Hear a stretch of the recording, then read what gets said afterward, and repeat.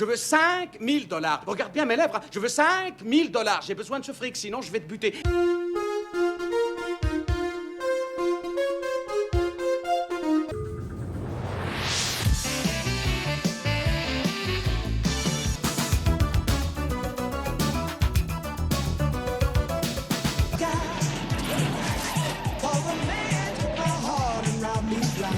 Trois films, il n'aura fallu que 3 films pour confirmer le talent comique et le charisme indéniable de la star de Saturday Night Live et des one-man shows Delirious et Raw. «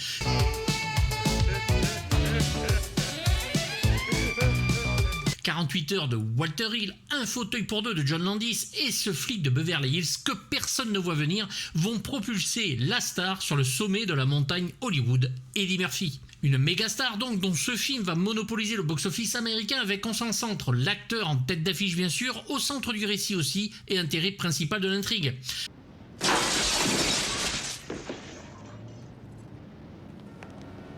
Mais revenons au départ de l'aventure où Don Simpson, producteur, va imaginer une histoire en 1977 que Michael Eisner lui souffle partant d'un flic qui est à Los Angeles pour arriver à Beverly Hills.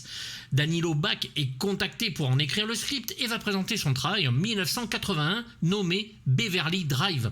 Elle raconte l'histoire donc d'un flic de Pittsburgh, Eddie Axel, dans un film où seule l'action est présente.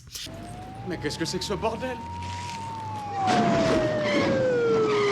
Daniel Petrie Jr. va réécrire la chose, il nous donnera plus tard le Big Easy, le flic de mon cœur de Jim McBride avec Dennis Quaid et Helen Barkin, Randonnée pour un tueur de Roger Spottiswoode avec Sidney Poitier et Tom Béranger, et il est étonnant de voir qu'à l'époque de jeunes scénaristes pouvaient tenter leur chance et nous sortir de leur musette de très bonnes histoires. L'humour est très présent chez Petrie et la Paramount valide le scénario, le flic s'appelle Axel Ellie alors, avec un Y, et habite Détroit. Jerry Bruckheimer va proposer le rôle à Mickey Rourke qui commence sa gloire sur un contrat de 400 000 $, mais le projet prend du retard à cause de réécriture et l'acteur va quitter la production. Une voiture de police aussi bien briquée que la vôtre, j'en ai jamais vu. Elle est plus propre que mon appartement. L'histoire va être ensuite envoyée à Sylvester Stallone, mais ce dernier réécrit le tout comme d'habitude pour que ce soit plus dramatique et resserré bien sûr sur l'action pure. Comme c'est étonnant. Look, I got to do a little work on the screenplay to modify the character for the way I speak. One of the things that Stallone asked me to do was to change the name of the character from Axel Foley to Axel Cobretti. C'est quoi ça? C'est une moustache. Ça fait très minet. Non, ça fait poulet, ma cocotte. Le personnage va s'appeler alors Axel Cobretti, et oui, comme le futur Marion de Cobra. Rosewood se nomme Silence et est tué en milieu de film. Michael Tandino est le frère d'Axel et Jenny, sa petite amie. À 2 semaines du tournage, la Paramount décide que le film sera trop coûteux et Stallone va se casser aussi sec, tout en étant assez sympa pour qu'il puisse réutiliser des morceaux de son écriture, que lui va aussi réutiliser pour Cobra. 2 jours après seulement, vu que le tournage est prêt, les 2 producteurs Don Simpson et Jerry Bruckheimer, qui sont en passe de devenir de vrais producteurs stars, proposent le film à Eddie Murphy. Martin Brest est à la réalisation après avoir été proposé à David Cronenberg, pourquoi donc, et Martin Scorsese, pourquoi donc aussi. S'il y a une chose qu'on peut pas nier, les gars, c'est que vous êtes vachement polis. Martin Brest est né dans le Bronx et va se faire connaître avec ce film, puis son chef-d'œuvre Midnight Run et Le temps d'un week-end ou Rencontre avec Joe Black, avant de disparaître suite au bide du nanar Amour trouble avec Ben Affleck et Jennifer Lopez. Il aura le culot de refuser de réaliser la suite du flic Beverly Hills, ce qui choquera certaines personnes à l'époque. Qu'est-ce que tu as maintenant? Toujours la même bagnole déglinguée. Martin Brest devait réaliser War Games, mais partira pour différents artistiques, même si certaines scènes resteront dans le film après 1 an et demi de travail dessus et 3 semaines de tournage. Il en sera tellement dégoûté qu'il va refuser le flic de Beverly Hills en premier lieu, alors que cela fait 2 ans qu'il ne bosse plus. Jerry Bruckheimer le harcèle et l'anecdote folle, c'est que Brest, seul chez lui, au téléphone avec Bruckheimer, va jouer sa réponse à pile ou face, réellement. Il a depuis encadré la pièce de monnaie. They just beat on me, and Jerry Bruckheimer called me around every 20 minutes. Unbeknownst to me, Marty took out a quarter.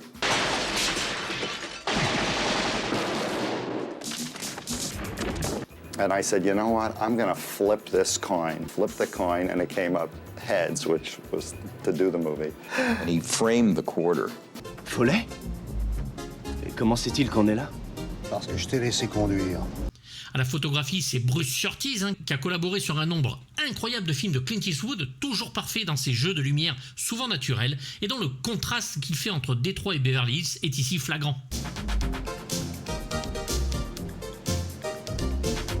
Nous allons donc suivre les aventures d'un flic barré de Détroit qui retrouve un ancien pote, ce dernier se faisant très vite dessouder sur le pas de porte d'Axel et qui va pousser notre héros à mener l'enquête jusqu'à Beverly Hills où le choc des cultures vont se percuter pour notre plus grand bonheur. Le film va commencer par une chanson, puis une poursuite avec un camion de 35 tonnes détruisant tout sur son passage. Le film va d'ailleurs commencer par sa scène la plus spectaculaire, puisque rien derrière ne sera aussi fort que cela, et va tout au long du métrage nous balancer des punchlines dispensées tout au long du film, au milieu de blagues réussies.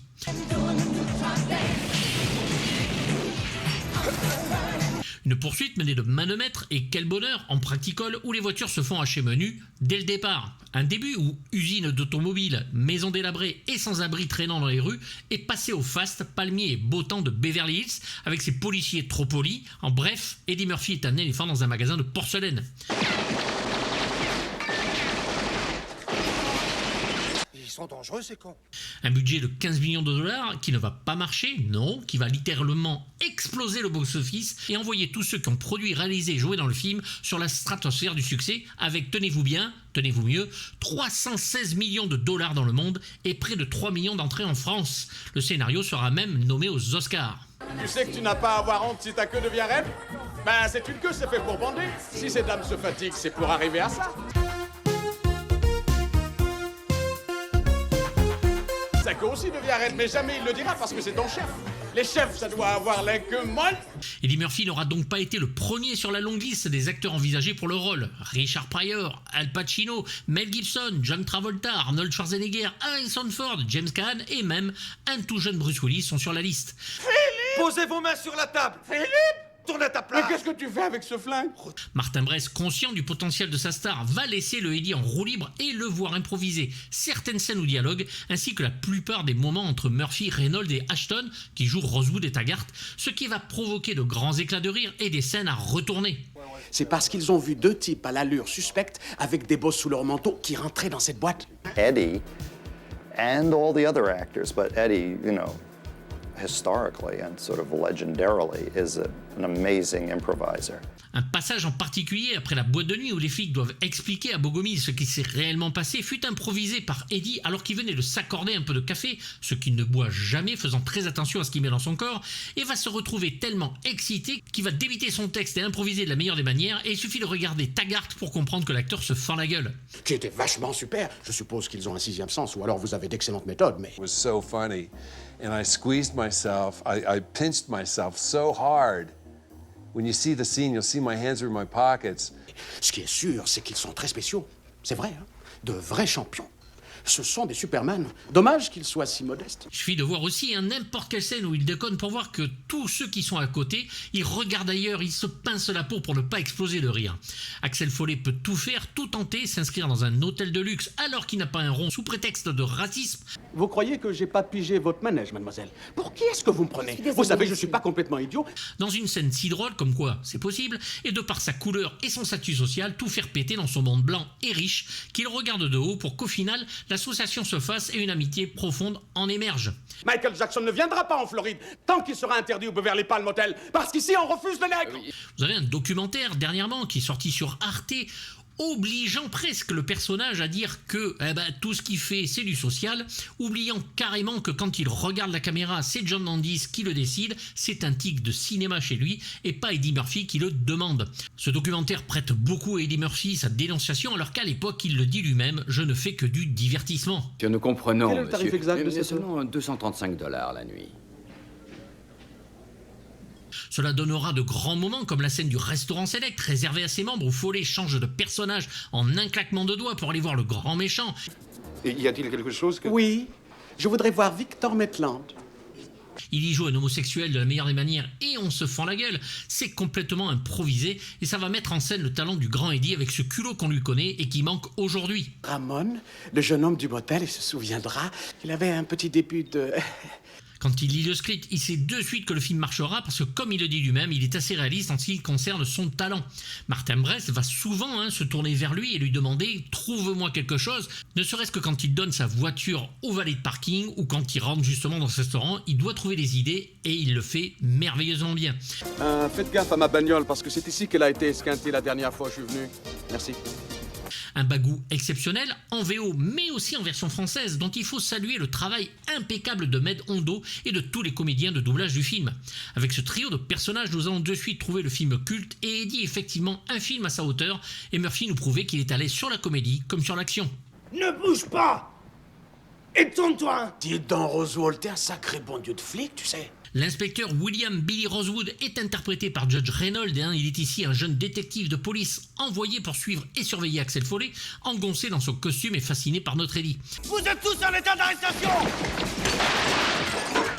Et c'est moi qui vais te descendre. Le succès du film a permis à Reynolds de se voir confier des rôles principaux, mais aucun d'entre eux n'a connu un succès particulier. Il représente ce personnage de Monsieur Tout-le-Monde, quelqu'un avec qui on peut tous sympathiser, auquel les gens peuvent s'identifier. A dans ses tripes environ 2 ou 3 kilos de viande rouge pas digérée. Pourquoi est-ce que tu me racontes ça? Un acteur typique des années 80 que l'on verra dans Les Bleus d'Ivan Reitman s'achauffe au lycée Richmond d'Amy Eckerling où il s'y trouve en pleine érection en voyant Phoebe Cates sortir de la piscine et dégrafer son haut de maillot de bain pour notre plus grand plaisir, comme je le comprends. Gremlins de Joe Dante, y a-t-il quelqu'un pour tuer ma femme des As et les flics de Beverly Hills puisqu'il reviendra aussi dans le 4. Ah, mais si vous me cherchez, vous allez me trouver. Ne me touchez pas. Pas te faire foutre, je te dis. Oh! Regarde.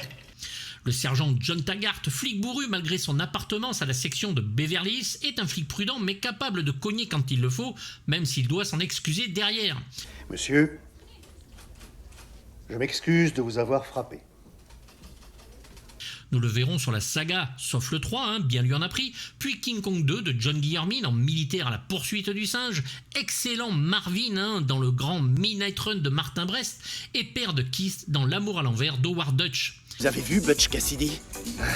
Tu vas me payer ça, fais-moi confiance. William Sabatier fait excellemment sa voix française. C'est ta bagnole, ça?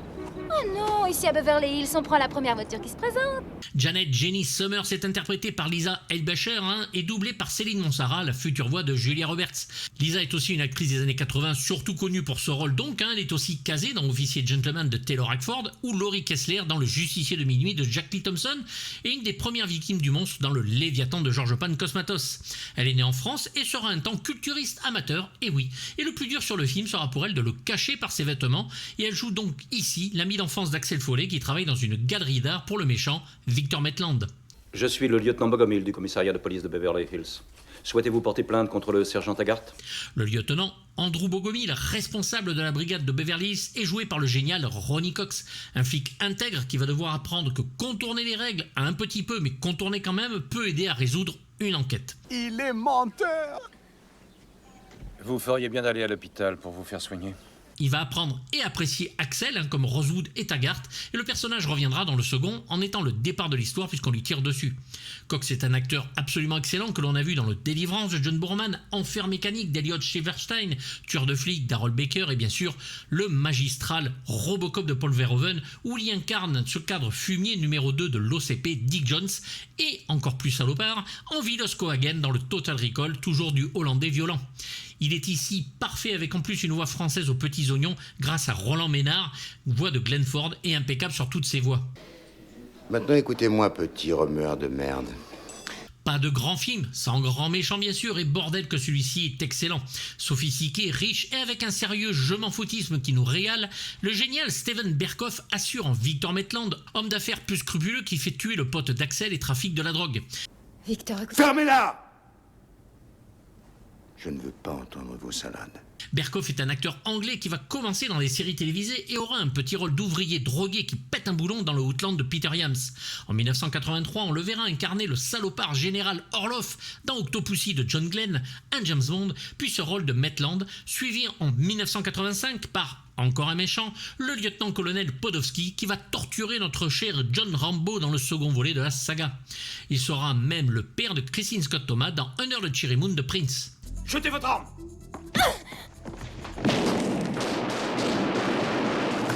Il finira bien sûr truffé de plomb par notre héros et Bogomil, et c'est mérité. C'est l'excellent acteur et très bon comédien de doublage Marcel Bozzufi qui nous donne sa voix excellente. T'as pas compris? Non. Parce que je t'aime, petit con. Mickey Tandino est donc le meilleur ami d'Axel qui va se faire buter après avoir volé des bons à Maitland. Tu t'es perdu. Non, j'étais venu pour voir mon ami, je les avais avec moi. James Russo est un acteur que l'on a vu en Bugsy dans le Il était une fois en Amérique de Sergio Leone, Cotton Club de Francis Ford Coppola, China Girl d'Abel Ferrara ou Donnie Brasco de Mike Newell. Pierre Trabeau et sa voix française. Un autre conseil, tire-toi d'ici et en vitesse. Et toi, tu vas aller te faire foutre. Zach est l'homme de main de Victor Maitland et est en charge des basses besognes, notamment de tuer Mickey. Il va se faire dégager par Foley dans le restaurant et l'acteur y joue un étonnement et une haine palpable, toujours excellent.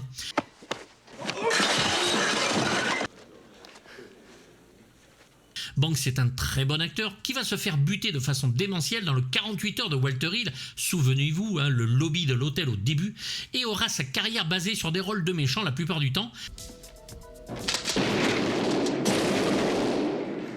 Mais c'est à la télévision que l'on va l'adorer, et surtout en Frank McPike dans Un flic dans la mafia, et bien sûr Mike Ehrmantraut dans les séries Breaking Bad et Better Call Saul.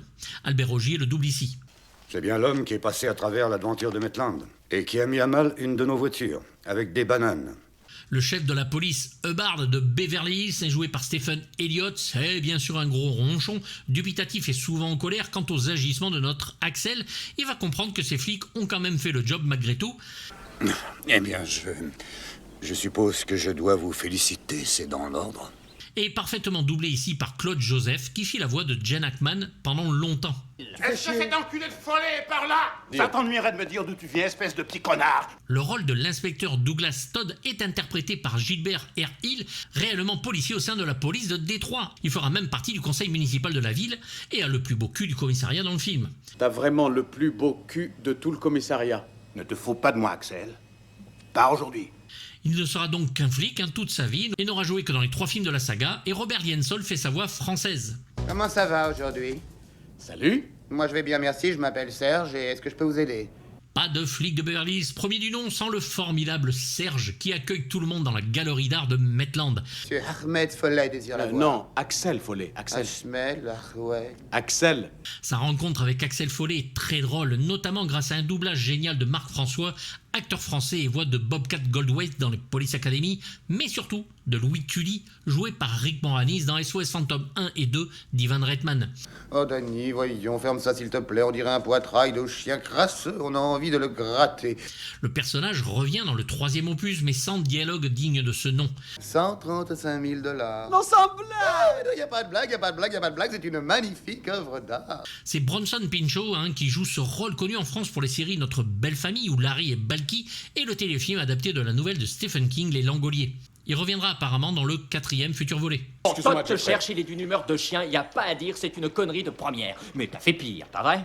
Paul Reiser joue ici un petit rôle, celui de l'inspecteur Jeffrey Friedman qui couvre Alex dans les 2 premiers films, alors que ce dernier se barre mener ses enquêtes sans rien dire à Todd. En 1986, il sera le salopard Burke dans le Aliens, le retour de James Cameron, et surtout la série Dingue de toi aux côtés de Helen Hunt, et on l'a vu dernièrement en Dr. Owens dans Stranger Things ou Martin dans la méthode Kaminsky. Je n'ai besoin que de 2 bananes. Ce film marque également les débuts à l'écran de Damon Wayans qui incarne un employé de l'hôtel proposant des bananes à Axel Foley. Allez-y, prenez-les, je vous les donne. T'es mignon, mon frère. Il vient du Saturday Night Live et connaîtra bien sûr le succès avec entre autres Le Dernier Samaritain de Tony Scott et plein de séries de télé.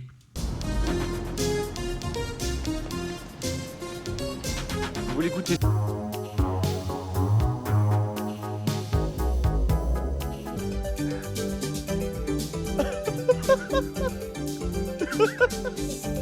Un rôle de Faltermeyer et son Axel thème, que de souvenirs. Il compose ce morceau sur 3 synthétiseurs différents, le Roland Jupiter 8, le Roland JX3P et le Yamaha DX77, ainsi que plein d'autres pour le reste de la musique.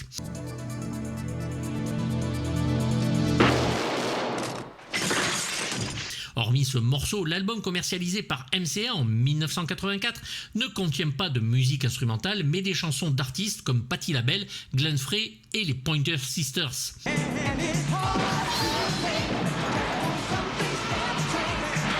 Ce n'est qu'en décembre 2016 que la bande originale composée par Faltermeyer est éditée en CD, toujours chez notre La La Land.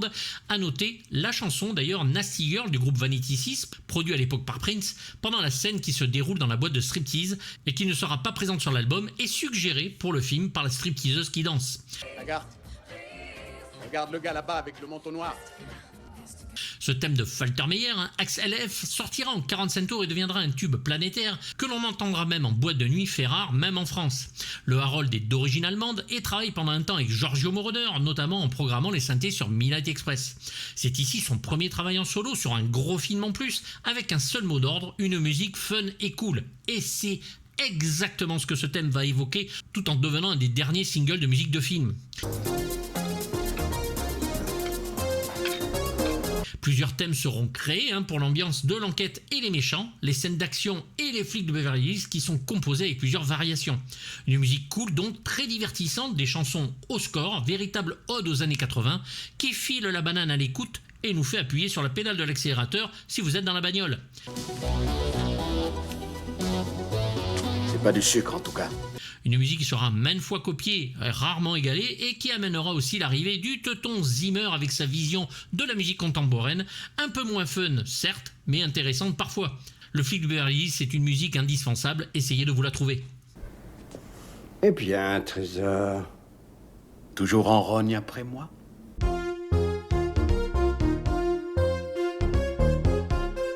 J'aurais dû m'occuper de toi en même temps que de ton copain. Oh! Film parfaitement rythmé et vraiment tenu par des acteurs au meilleur de leur jeu, commençant par une poursuite monstrueuse, comme je le disais, la plus spectaculaire de tout le film dans les rues de Détroit, et imagée par des chansons et un score en adéquation avec le film.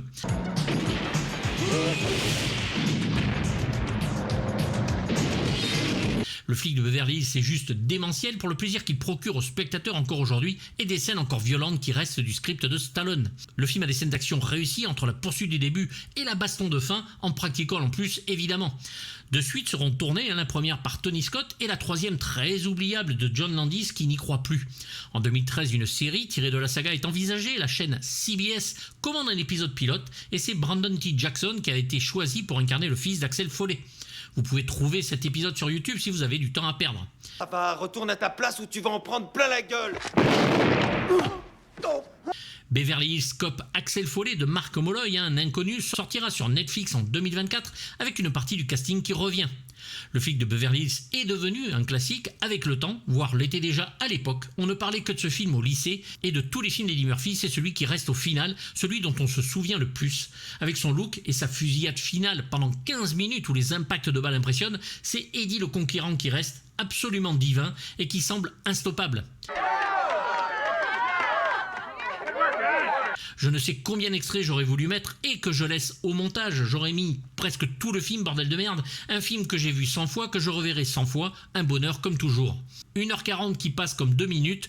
Le glas ne tombe pas. C'est bien sûr un 8 sur 6 parce que c'est drôle, parce que c'est bien foutu, parce que on adore tout le monde dans ce film. Les personnages, l'histoire, toute la réalisation. Il n'y a rien à jeter. Jetez-vous dessus si vous ne l'avez pas vu.